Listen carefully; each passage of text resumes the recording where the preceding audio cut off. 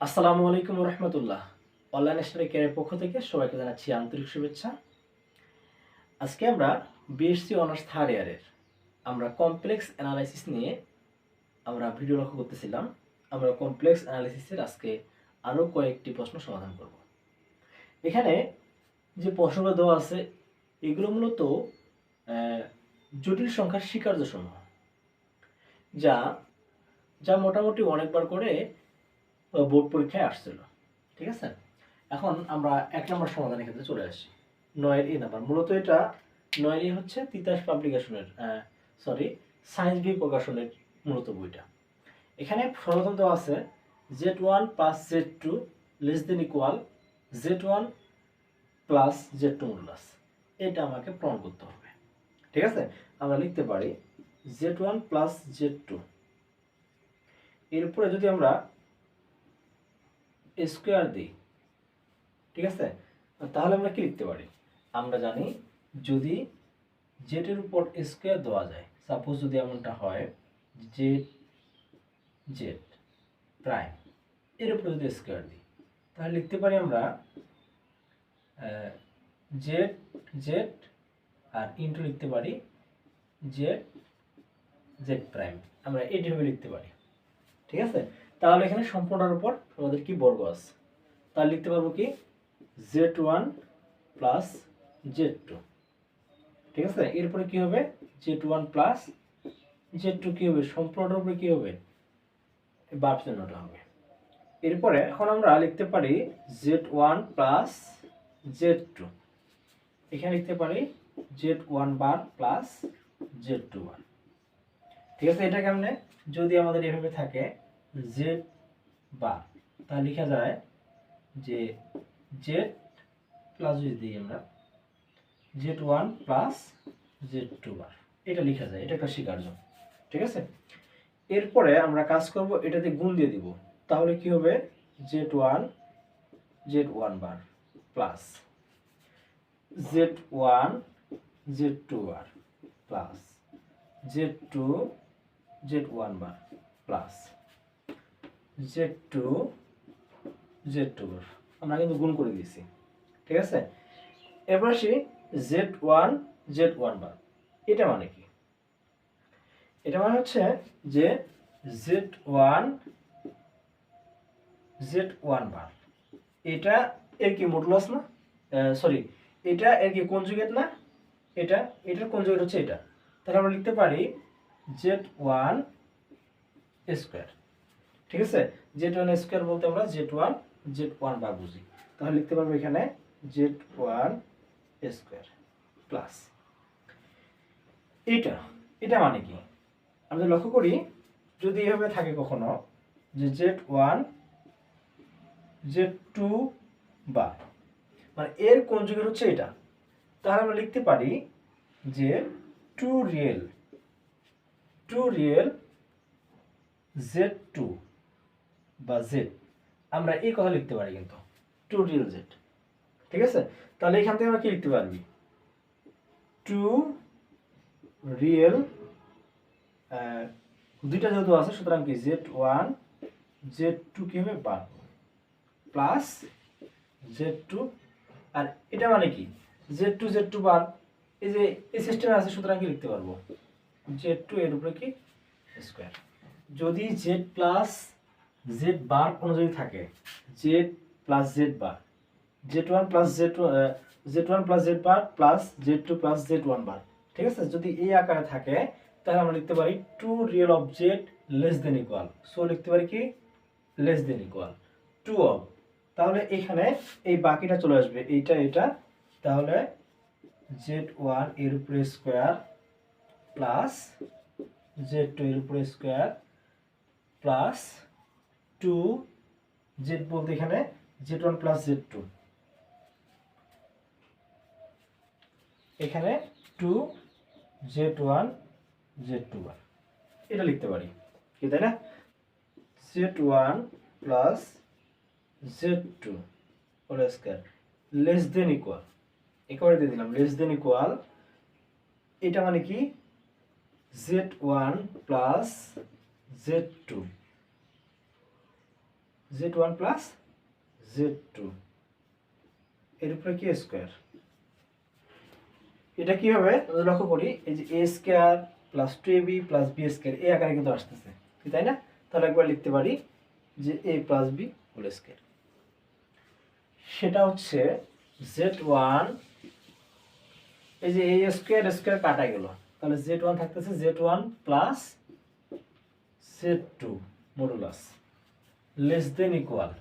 ঠিক আছে, এখানে এইটাটা চলে গেল, তাহলে কি লিখতে পারি আমরা z1 প্লাস কি z2। এটা কিন্তু আমাদের প্রমাণ করতে বলছিল, সো প্রমাণিত। আমরা বি নাম্বারের ক্ষেত্রে বি নাম্বারে কি বলছে z1 মাইনাস z2, সম্পূর্ণটা কিন্তু এরকমই এরকমই, তাই না? শুধুমাত্র এখানে কি নিতে হবে মাইনাস। তাহলে একটা কাজ করতে পারি আমরা, সম্পূর্ণটা এভাবে আসবো, আসার পরে এখানে যে লক্ষ্য করি যেহেতু আমাদের মাইনাস z2 বলছে, আমরা লিখবো z2 এর পরিবর্তে মাইনাস z2 বসাই। z2 এর পরিবর্তে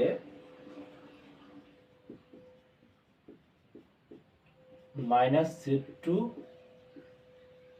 বসাই, তাহলে কি লিখতে পারবো z1 plus minus z2 less than equal z1 plus minus z2। তাহলে এখান থেকে minus plus z1 minus plus minus z2 less than equal z1 plus কি হবে মডুলাস থাকলেও এখানে কি হবে প্লাস হয়ে যাবে z2। এটা ছিল প্রমাণিত। এখন আমরা আসি ডি নাম্বারটির ক্ষেত্রে। ডি নাম্বার কি বলছে, modulus z1 z2 plus dot dot dot zn less than equal modulus z1 plus modulus z2 dot dot dot z open. এখন আমরা জানি z1 প্লাস z2 যদি মডুলাস থাকে তাহলে এটা লিখতে পারি less than equal z1 modulus plus z2, এটা আমরা জানি। ঠিক আছে, তাহলে এখান থেকে আমরা কি বলতে পারি z1 plus z2 plus dot dot dot plus z of n। ঠিক আছে, তাহলে আমরা কি বলতে পারি লেস দেন ইকুয়াল, এখান থেকে z1 লিখতেছি। ঠিক আছে, প্লাস কি modulus of z2 plus dot dot dot মানে z3 দিলাম plus dot dot dot z of n। ঠিক আছে, এবং দিলাম। এরপর আমরা আসি z1 plus z2 plus dot dot dot plus z of n less than equal. আমাদের অলরেডি কিন্তু z1 বের হয়ে গেল, এবার কি z2টাকে বের করি। z1 plus z2 plus modulus of z3 plus dot dot dot plus z of n। এখন আমরা যদি এইভাবে বারবার অতিক্রম করি আস্তে আস্তে কিন্তু এই পর্যন্ত হয়ে যাবে। তাহলে আমরা বলতে পারি যে একইভাবে অগ্রসর হয়ে পাই, একইভাবে অগ্রসর হইয়া, তাহলে z1 plus z2 plus dot dot dot plus z of n less than equal z of 1 plus z of 2 plus dot dot dot plus z of n। ঠিক আছে, এটা কিন্তু আমাদের প্রমাণ করতে বলছিল। এবার আসি এই নাম্বারটির ক্ষেত্রে। এই নাম্বার কি বলছে z1 minus z2 modulus of less than equal. ঠিক এটার মতোই, কিন্তু এটা আমাদের উল্টে গেছে, মানে গ্রেটার দেন ইকুয়াল হয়ে গেছে। তাহলে লিখতে পারি আমরা কি জানি z1 মাইনাস z2 এর উপর আমরা স্কয়ার দিচ্ছি, তাহলে এটা ইকুয়াল টু কি লিখতে পারি, এটাকে লিখতে পারি z1 মাইনাস z2 এরপর z1 মাইনাস z2 বার। ঠিক আছে, তাহলে এখান থেকে z1 মাইনাস z2 এরপরে এটা মানে হচ্ছে কি z1 বার মাইনাস z2 বার। তাহলে এবার আর গুণ করে দিচ্ছি, তাহলে এটাতে গুণ দিলে কি হবে z1 বার মাইনাস এটা দিয়ে এটা গুণ করলে z1 z2 bar minus z2 z1 bar minus মানে z প্লাস z2 z2 বার। তাহলে এখান থেকে আমরা লিখতে পারি z1 বার মানে হচ্ছে z1 এর উপরে স্কয়ার, তারপর হচ্ছে মাইনাস এটা আছে z1 মাইনাস z1 বার z2 z1 বার মানে একটা উপরটা কি কনজুগেট, সুতরাং কি লিখতে পারি 2 রিয়েল অফ মনে আছে? টু রিয়েল অফ জেড, তারপর কি less than equal to of কি আর অফ জেড, এই একটা, তাই না? লিখতে পারি আমরা।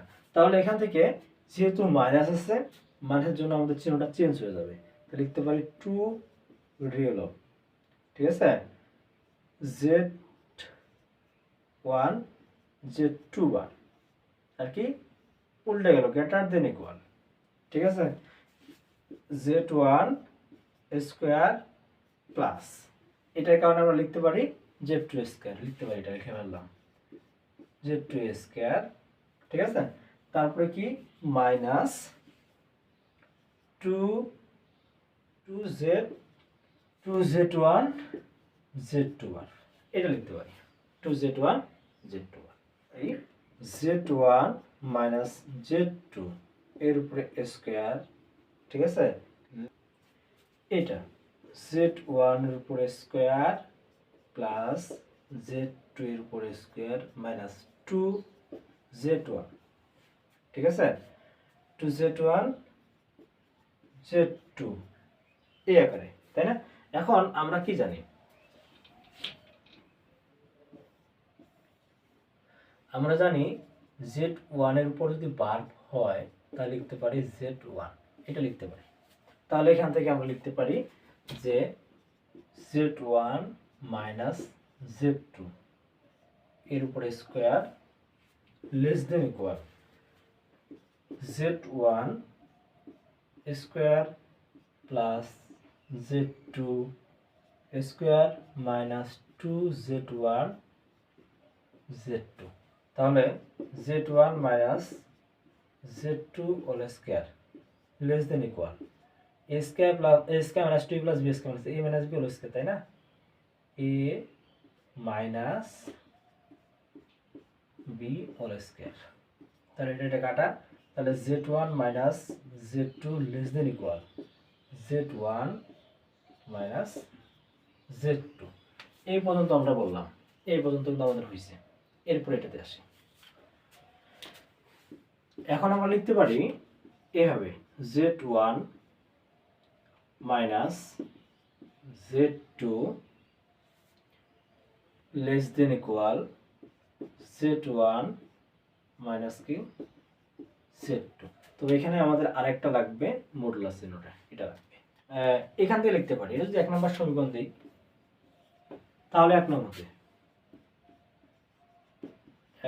হতে Z one minus Z two বার less than equal Z one minus Z two, same ভাবে এখন কি লেস দেন ইকুয়াল এটা Z one minus Z two বার, ঠিক আছে।